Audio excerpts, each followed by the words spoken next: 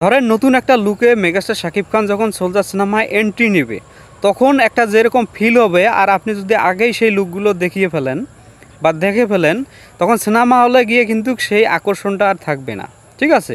তাই সোলজার টিমের কাছে আমাদের অনুরোধ থাকবে যে এইভাবে আসলে হুটহাট করে অনেকেই সোলজার সিনেমার লুকগুলো ফাঁস করে দিচ্ছে। আপনাদের আরও সচেতন হওয়া উচিত। বিভিন্ন গণমাধ্যমে দেখতেছি যে কাঁচা বাজারে মেগাস্টার শাকিব খান শ্যুট করতেছে, সেটার ভিডিও আসলে তারা লিক করেছে এবং নায়িকা তানজিন তিশারও ভিডিওগুলো দেখা যাচ্ছে সোলজার সিনেমার।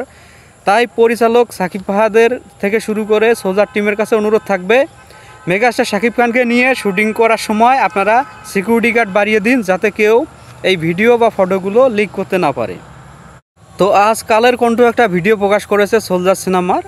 সেখানে দেখা যাচ্ছে মেগাস্টার শাকিব খান কাঁচা বাজারে আসলে সেখানে তল্লাশি চালাচ্ছে এবং আরেকটি দৃশ্যে দেখা যাচ্ছে তানজিন তিশা। ঠিক আছে? অর্থাৎ মেগাস্টার শাকিব খান এবং তানজিন তিশার কিন্তু শুটিং পিকচার কিন্তু লিক হয়ে গেছে। সেটা কালের কণ্ঠ থেকে শুরু করে বড় বড় গণমাধ্যম যারা রয়েছে তারাও কিন্তু এটা প্রকাশ করছে।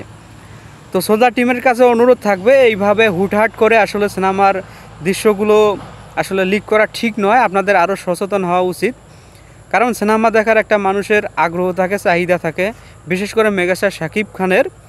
তো আমরা চাই সেই আগ্রহ বা আকাঙ্ক্ষা নিয়ে আমরা সিনেমা হলে গিয়েই আসলে সিনেমাগুলোর লুকগুলো দেখতে পাই, একটা আকর্ষণ কাজ করবে।